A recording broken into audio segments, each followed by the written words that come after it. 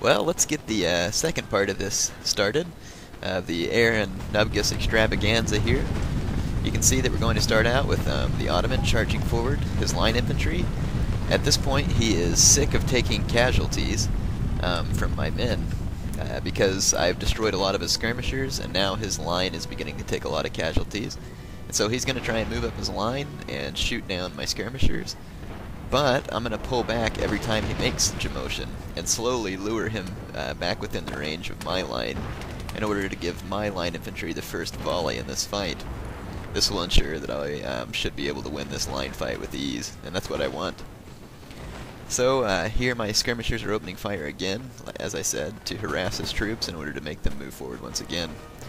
Now, Knubbgas has broken the initial Ottoman resistance, and now he's pushing cavalry in through the unstaked area, and here he's flanking the long rifles with a unit of line infantry. As you can see, that line infantry is pretty beat up. It's been through a lot of artillery fire and also a lot of musket fire.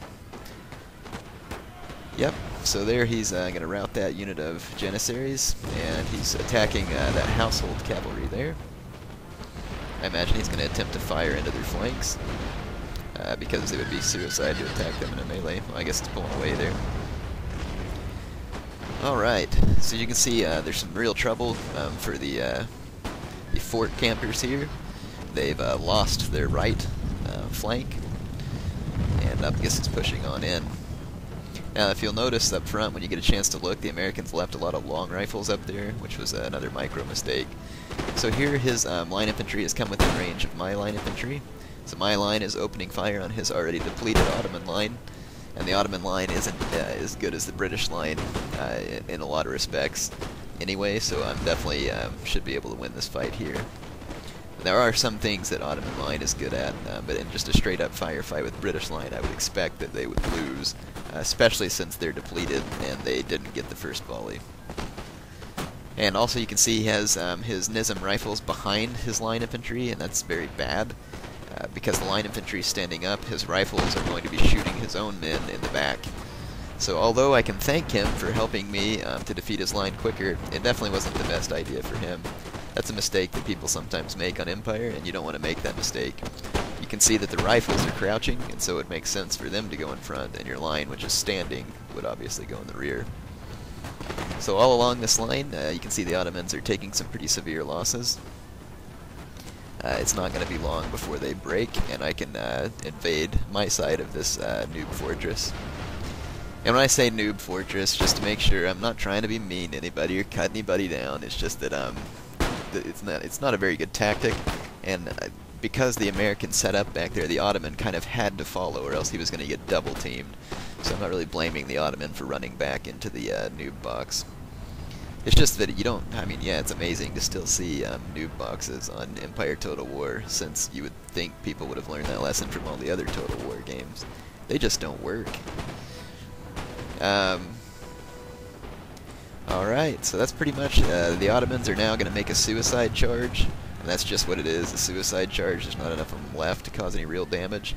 Knubbgas has broken in, but because of all the artillery fire and musket fire that he's taken, his forces are starting to get pretty badly depleted.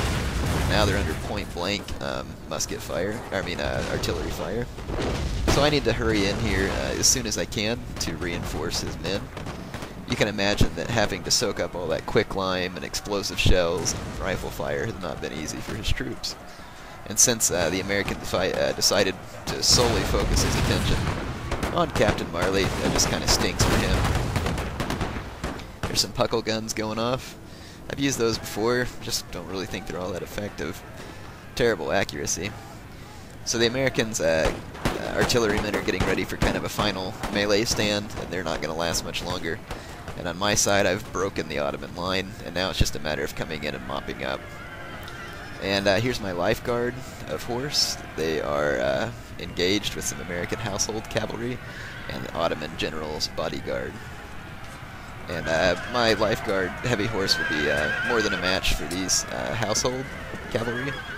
And then also Captain Marley has some of his Hakapolita in this fight. So that'll definitely swing to our favor. No worries there. Alright. As you can see, this battle is pretty much over. All I have to do is move in, and you can see those American long rifles now that stayed at the front of the box through the entire fight. That was definitely a waste of troops. They were badly needed on the flanks. The American players should have definitely moved those 3 units of long rifles into the flank. So I think here in a second I'm going to give you some footage of a bayonet charge that I do, as I'm always big into melee combat, so I've got to show you that. Alright, so here's my gallant British troops, bayonets down and charging headlong into these long rifles who draw their swords. And so here we go, it's time for a bloodbath. Ooh, man, that first long rifle went down hard. He's trying to stand back up now, but it's not really going to matter. He might as well have just stayed down and played dead. So there goes those Kentuckians, Kentucky long rifles. And they're out of the fight, and that's pretty much it. And I'm going to get you the results screen. So you can see our opponents there. One of them has quite a controversial name that I won't be announcing. You can see our kills. I won't be able to read that because, like I said, I had to add commentary to this after the fact. So some lessons here that I want new players to Empire Total War to take home is: do not, under any circumstances, form a noob box. It will not work, no matter how much artillery you have. When you set yourself still like that, you lose all initiative in the battle, and it allows your opponent to completely surround you. So noob boxes are just not a good idea. Stakes can help you sometimes, but sometimes they don't really do a lot for you, depending on how you set up your troops.